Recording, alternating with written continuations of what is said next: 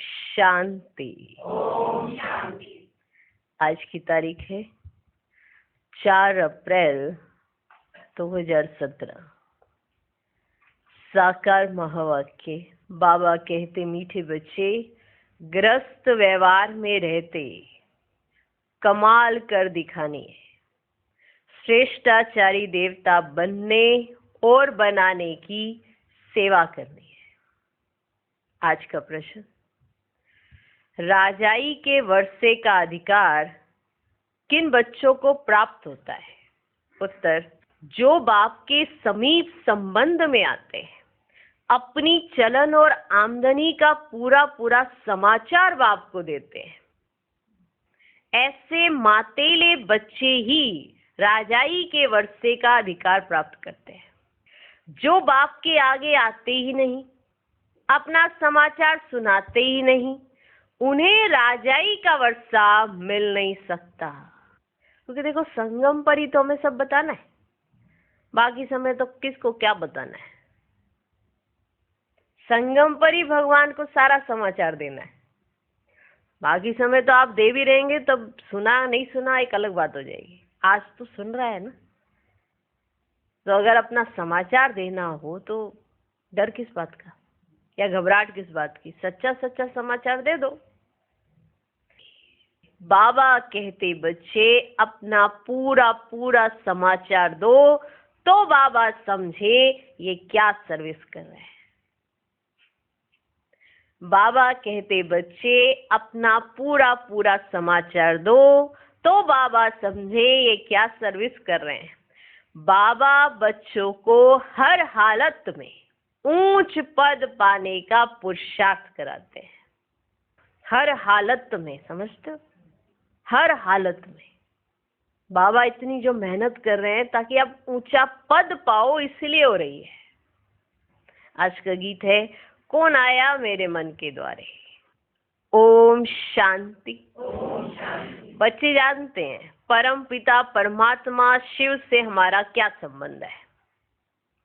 परम पिता तो कहते ही हैं, पतित पावन अक्षर भी डाल दो, ठीक। दिल में है कि पतित पावन परम पिता परमात्मा शिव से हमारा संबंध बाप का है। बाप कहते हैं, मैं बच्चों के सामने प्रत्यक्ष होता हूं। बाप कहते, मैं बच्चों के सामने प्रत्यक्ष होता हूं। बाप बच्चों से ही रूढ़ियान करते हैं, मिलते जुलते हैं। जो बात समझाई जाती है वह फिर औरों को समझानी है। अभी तुम जगत अम्बा और जगत पिता को भी जानते हो। शिव को जगत पिता नहीं कहेंगे, क्योंकि जगत में प्रजा है, इसलिए कहा जाता है प्रजापिता ब्रह्मा और जगत अम्बा। अम्बा सारे जगत की, इससे सिद्ध हुआ वह रचयिता है, यह भी समझ चाहिए। मनुष्य तो सब परमात्मा को याद करते हैं, परंतु जानते नहीं। तुम अब परम पिता परमात्मा को, जगत अम्बा को, प्रजापिता ब्रह्मा को जानते हो। उनकी आए संतान बने हो। लौकिक माँ बाप तो सबको है, उनको जगत अम्बा जगत पिता नहीं कहेंगे।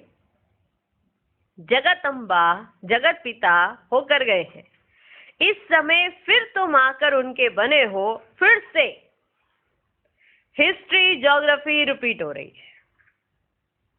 तुम जानते हो, हम अब बाप से वर्षा ले रहे हैं। बाप है स्वर्ग स्थापन करने वाला, जिसमें लक्ष्मी नारायण का राज्य था। तुमको भी बादशाही मिली थी, अब फिर से तुम ले रहे हो। तो तुमको पूछना चाहिए, परम पिता परमात्मा को जानते हो? ये बात ऐसी है जो समझते हुए भी भूल जाते हैं। अपने आप को भूल, माता पिता को भूल, वर्षा गवा देते हैं। ये है ही युद्ध स्थल। तुम इस समय माया पर जीत पाने के लिए युद्ध के मैदान पर खड़े हो। जब तक अंत ना आए तो लड़ाई चलती रहेगी। उस लड़ाई वाले भी जानते हैं, अगर हम चाहें तो एक सेकंड में सबको उड़ा सकते। उस लड़ाई वाले भी जानते हैं, अगर हम चाहें तो एक सेकंड में सबको उड़ा दे। अभी तो एक दो को हथियार देते रहते हैं, कर्जा देते रहते हैं हथियारों के लिए। अगर कोई मार दे तो कर्जा खत्म हो जाएगा। बाबा भी अखबार पढ़ते हैं, बच्चों को भी अखबार पढ़कर उससे सर्विस करनी चाहिए। बाबा से पूछना चाहिए, बाबा आप तो मालिक हो, फिर रेडियो क्यों सुनते हो? बाबा से पूछना चाहिए, बाबा आप तो मालिक हो, फिर रेडियो क्यों सुनते हो? अब बच्चे, मालिक तो शिव बाबा है, हमको कैसे पता पड़े कि वायुमंडल क्या है, कहां तक लड़ाई आदि के आसार है? इस समय गपोड़े बहुत मारते हैं, सदाचार कमेटियां आदि बनाते हैं। उनको लिखना चाहिए, ये दुनिया ही भ्रष्टाचारी है, सदाचारी कोई कैसे हो सकता है? भ्रष्टाचारी विकारी को कहा जाता है। ये बातें तुम बच्चे ही जानते हो, बच्चों में भी नंबरवार है। तुम सबसे पूछो कि परमपिता परमात्मा से आपका क्या संबंध है। जैसे क्रिश्चियन लोग जानते हैं, क्रिश्चियन जानते हैं ना, क्राइस्ट ने फलाने समय पर जन्म लिया। जैसे क्रिश्चियन जानते हैं क्राइस्ट ने फलाने समय पर जन्म लिया। अच्छा, उनके आगे कौन थे? लक्ष्मी नारायण को राज्य किए कितना समय हुआ है? इस समय आदि सनातन देवी देवता धर्म वाले ही धर्म भ्रष्ट कर्म भ्रष्ट हो गए। शास्त्रों में ही लाखों वर्ष कह दिया है। अब तुम सुजाग हो गए हो, फिर औरों को भी सुजाग करना है। अभी आप जाग गए हो ना, तो औरों को भी जगाना है। तुम जानते हो शिव हमारा बाप है, प्रजापिता ब्रह्मा और जगत अम्बा भी हमारे मम्मा बाबा है। फिर पूछा जाता है लक्ष्मी नारायण को सत्युग का वर्षा कहां से मिला? 5000 वर्ष हुए, मिला था, अब नहीं है, अब मिल रहा है। अब हिस्ट्री रिपीट हो रही है। अब सभी को बाप का संदेश कैसे दें? क्या घर घर में डिंडोरा पीटे? अच्छा, बोर्ड भी तुम लगा सकते हो, क्योंकि तुम हो मास्टर अविनाशी सर्जन। परम पिता परमात्मा है निराकार। अब यह तो कोई नहीं जानते कि शिव बाबा ने किसके शरीर में जन्म लिया। ऐसे भी नहीं कह सकते कि श्री कृष्ण के शरीर में प्रवेश कर जन्म लिया। ये तो तुम नंबरवार जानते हो कि वह हमारा परम पिता भी है और हमारा टीचर भी है। ये तुम नंबरवार जानते हो। ये तो तुम नंबरवार जानते हो कि वह हमारा परम पिता भी है, टीचर भी है हमारा।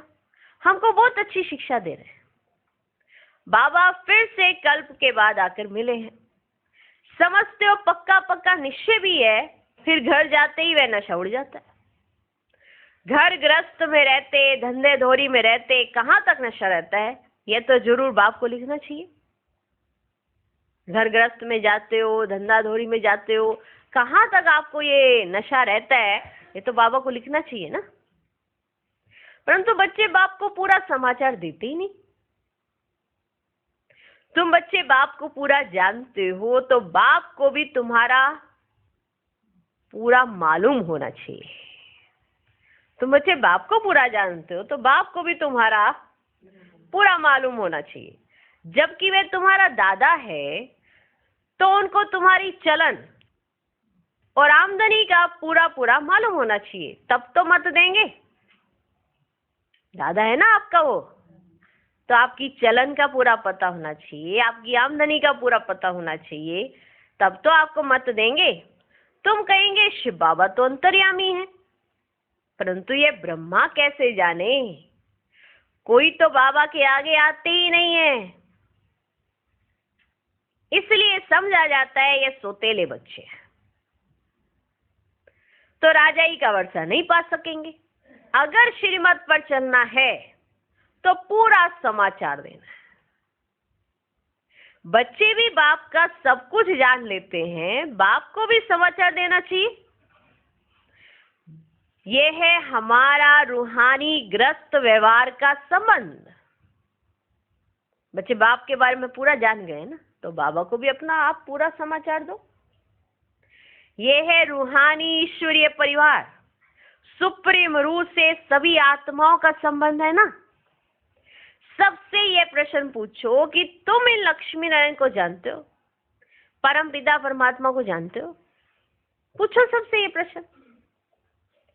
तुम सत्युगी श्रेष्ठाचारी देवी देवताओं को जानते हो?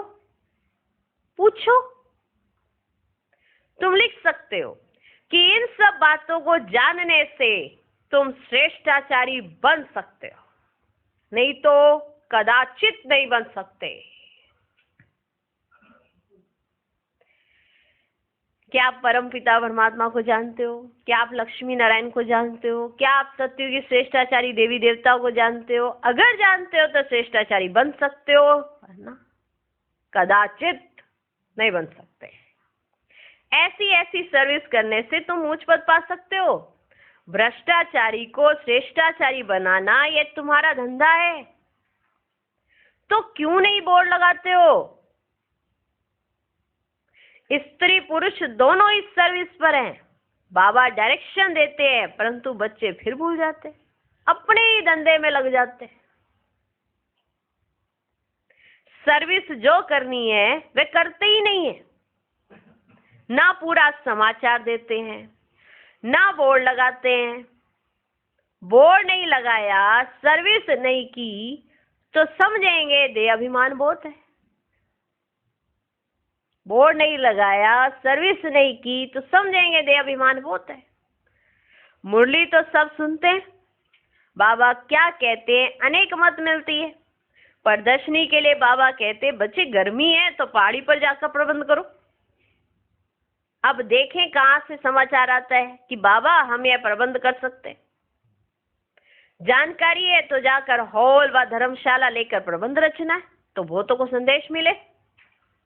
यहाँ भी बोर्ड लगा हुआ हो, ज्ञान सागर पतित पावन परम पिता परमात्मा।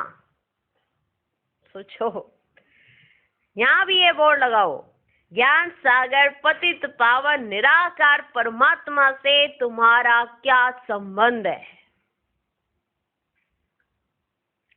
फिर जगत अम्बा और जगत पिता से तुम्हारा क्या संबंध है।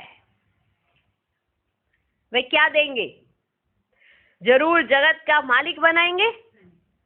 बरोबर तुम अब बन रहे हो, कल्प पहले भी बने थे। तुम ये बोर्ड लिख दो तो फिर और सब प्रश्न ही खत्म हो जाएंगे। लक्ष्मी नारायण को ये विश्व के मालिक बने का वर्षा कैसे मिला? पूछो प्रश्न, कैसे मिला? पूछने वाला तो जरूर जानता होगा। अगर इतनी सर्विस नहीं करेंगे तो गद्दी पर कैसे बैठेंगे? ये राजयोग है नर से नारायण बनने का, प्रजा बनने का नहीं। क्या तुम यहाँ प्रजा बनने आए हो? क्या तुम यहाँ प्रजा बनने आए हो? बाबा के पास समाचार आए तो बाबा समझे कि यह सर्विस कर रहे हैं। ना घर का ना सर्विस का समाचार देंगे तो कैसे समझेंगे कि यह विजयमाला में आएंगे। निश्चय बुद्धि विजयंती संशय बुद्धि विनश्यंती। निश्चय बुद्धि विजयंती संशय बुद्धि विनश्यंती। तुम जानते हो भी हमारी राजधानी स्थापन हो रही है, परंतु कोई की तकदीर में नहीं है तो टीचर क्या कर सकता है।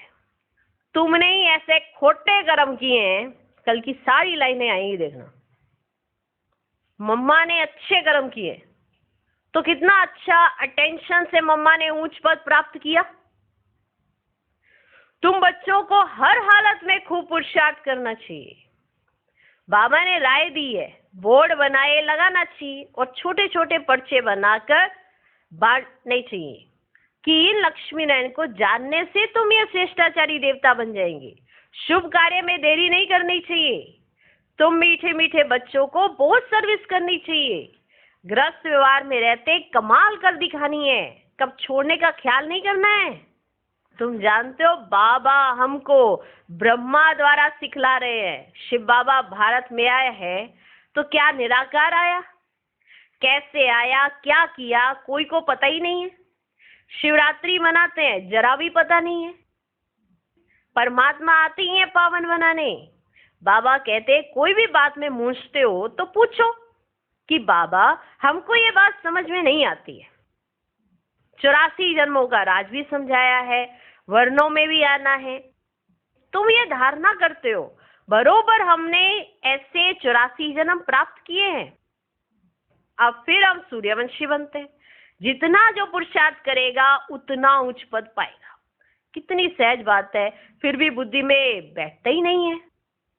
तो आकर पूछो, बाबा हम इस समझानी में मूंझते हैं, पहले पहले अलग का परिचय देना है, ये बोर्ड सब लगा दे। इस नॉलेज से तुम सदा सुखी श्रेष्ठाचारी बन सकते हो, तो ये अच्छा है ना। टेम्पटेशन होगा, क्यों ना ऐसी बात जाकर समझे।